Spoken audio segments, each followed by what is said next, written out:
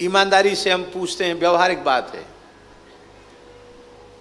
आपके पास कोई राशि थी या अन्न था या वस्तु थी, वस्त्र था, कुछ कोई द्रव्य था और आपने किसी सत्पात्र को दे दिया, तो जिसे आपने दे दिया वस्तु उसकी हो गई।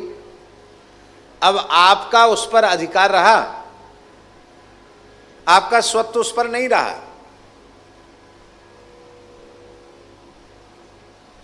आप सोच रहे हैं हम क्यों कह रहे हैं ये बात? हम इसलिए कह रहे हैं कि यदि 1000 जप करने के बाद, लाख जप करने के बाद, करोड़ जप करने के बाद कह दिया श्री सीतारामार्पणमस्तु, श्री सीतारामचंद्रार्पणमस्तु, श्री नारायणार्पणमस्तु, श्री ब्रह्मार्पणमस्तु, किसी भी जो भी आपका इष्ट आराध्य स्वरूप हो उसको आपने अर्पित कर दिया, तो अर्पित करने के बाद फिर उस सत्कर्म का अहंकार लेकर आप क्यों बैठे? हमारा जो था हमने ठाकुर जी के चरणों में भेंट कर दिया, अब हमारे पास कुछ नहीं। इसका मतलब है केवल वाणी से कहते हैं कृष्णार्पणमस्तु, रामार्पणमस्तु, भीतर से तो अपने ही पास रखते हैं, इसीलिए नीचा देखना पड़ता है। हरि ही समर्पे बिनु सत्कर्मा। भागवत धर्म का सार क्या है? कायेन वाचा मनसेन्द्रियैर्वा बुद्ध्यात्मना वानुसृत स्वभावात् करोति यद्यत् सकलं परस्मै नारायणायेति समर्पयेत्। सब कुछ भगवान को अर्पित कर दे। भगवान को अर्पित करते ही वह सत्कर्म अक्षय पुण्य देने वाला हो जाता। अक्षय, अक्षय माने उसका कभी क्षय नहीं होता। यहां जड़खोर गोधाम में भी ऐसी व्यवस्था बनाई गई, अक्षय गो सेवा।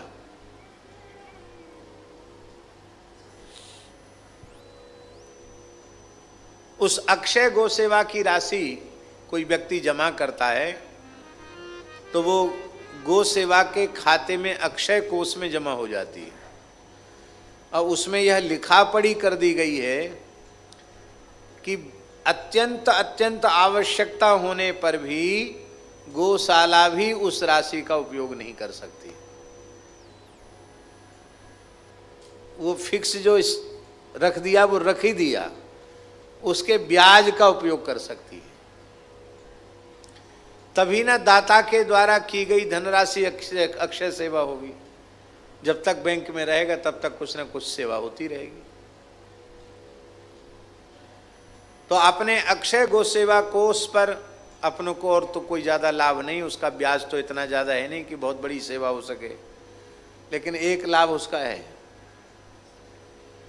कि उस पर अपने को बैंक से कर्ज मिल जाता है। उस स्थायी कोष पर, अक्षय गो सेवा पर कर्ज मिल जाता है। 8-10 करोड़ का कर्ज गौशाला पर हमेशा रहता है। तिवारी जी जानते हैं, कारुई वाले पंडित जी थे, पंडित श्री नाथू लाल जी, हमारे रेवासा महाराज जी बड़ी भावना रखते थे उनके प्रति। तो उन्होंने कहा हमसे प्रश्न पूछिए। हमने कहा महाराज ये कर्ज खत्म कब होगा? हमारे कर्ज रहता है। तो उन्होंने कहा कि भृगु जी कह रहे हैं आप जिस संस्था में रहोगे उसमें कुछ न कुछ कर्ज रहेगा, और जब तक जियोगे कुछ न कुछ कर्ज रहेगा, और जिस दिन कर्ज खत्म हो जाएगा उसी दिन प्रगति बंद हो जाएगी। इसलिए सब काम होंगे, आप चिंता मत करो, कर्ज की चिंता आज ही त्याग दो। काम तो नहीं रुक रहा है ना, काम तो सब चल ही रहे हैं। तो वो स्थायी कोष न होता तो उस पर ब्याज नहीं मिलता। यह तो एक लौकिक उदाहरण हुआ। भगवान के चरणों में समर्पण करना तो स्थायी कोष से भी कई गुना अधिक है। क्यों?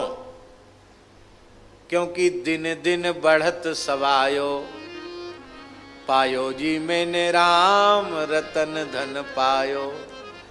पूरे ब्रह्मांड में ऐसी कोई बैंक नहीं है जो प्रतिदिन 1.25 गुना हो जाए, पर भगवान को सत्कर्म अर्पित करने पर दिन दिन बढ़त सवायो, सवाया हो जाता है। बैंक कोई इस प्रकार की हो भी सवाया करने वाली, तो दूसरे जन्म में कुछ नहीं मिलेगा, फूटी कौड़ी नहीं मिलेगी। पर यह तो अनंत जन्मों तक भी भजन का पुण्य पीछा नहीं छोड़ता है। पर वह भजन का पुण्य महाराज जी जो भजन ठाकुर जी के चरणों में निवेदित किया, श्री कृष्णार्पणमस्तु।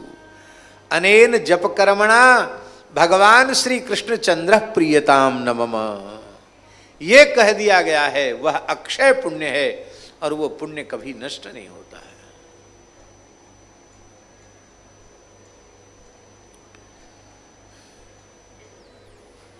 महाराज गिरगिट बनना पड़ा, अब आपके चरणों का स्पर्श प्राप्त करके मैं मुक्त हो रहा हूँ, स्वर्गादि लोकों में जा रहा हूँ।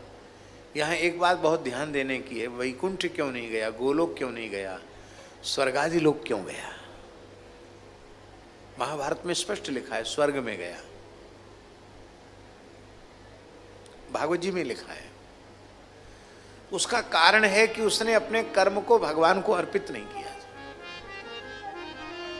भगवत प्रीत्यर्थ कर्म करता और भगवान को अर्पित करता तो भगवत धाम की प्राप्ति होती, लेकिन क्षयष्णु कर्म से जो प्राप्त होगा वो क्षयष्णु ही होगा।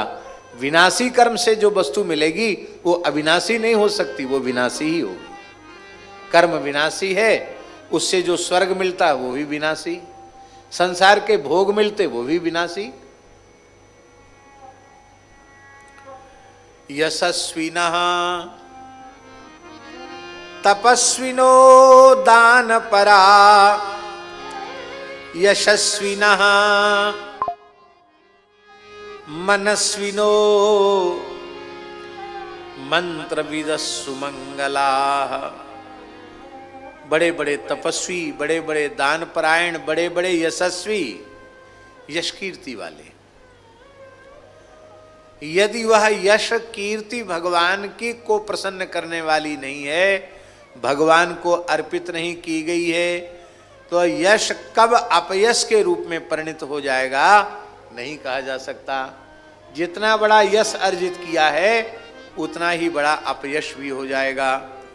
मनस्विनः, बड़े बड़े मनस्वी यदि अपने भीतर के आध्यात्मिक ज्ञान को भगवान को अर्पित नहीं करते हैं तो उनकी मनस्विता केवल उदर पूर्ति का साधन मात्र बन करके रह जाती है, उससे उनका कल्याण नहीं होता।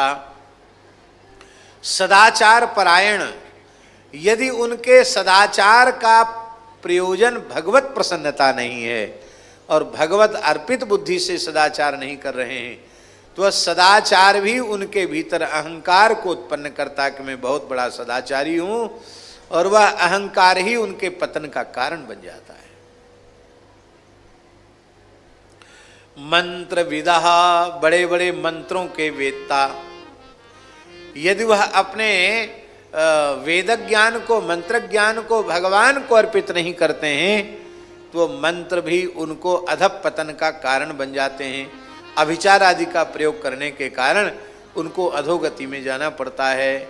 क्षेमं न विन्दन्ति विना यदर्पणम तस्मै सुभद्र स्रवसे नमो नमः। एक सरल श्लोक का सरलार्थ हमने कर दिया है। इसी संबंध में श्री मलुकदास जी ने इस श्लोक के संबंध में बहुत अच्छी बात कही। वे कहते, साधो भाई अपनी करनी नाही, जे करनी का करें भरोसा, ते जम के घर जाहि। भगवान का भरोसा करो, भगवत शरणागति का भरोसा, कर्म का भरोसा नहीं। कर्म तो करना है और भगवान को अर्पित कर देना है। लक्ष्य गऊ दे अन्न खात थे, राजा नृग से प्यारे, पुण्य करत और जमा गमाई, ले गिरगिट करी डारे। साधो भाई अपनी करनी नाई। गिरगिट क्यों बनना पड़ा? अहिल्या इतनी बड़ी पतिव्रता थी, थोड़ी सी कर्म में चूक हो गई, उसे पत्थर की शिला क्यों बनना पड़ा? इसलिए करनी करो पर भरोसा भगवान का करो, उस कर्म को भगवान के चरणों में समर्पित कर दो। और देखो महाराज, भगवान के चरण कमलों में जिन्होंने अपना समर्पण कर दिया है, ऐसे भगवत चरणार बिंद में समर्पित जो भगवान के भक्त हैं,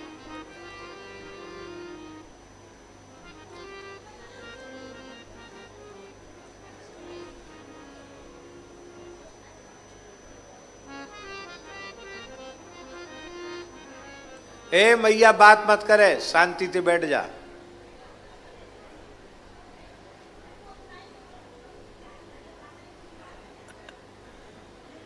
ब्रजवासी मैया हैं, हाँ वीरांगना है, ऐसे वैसी ना।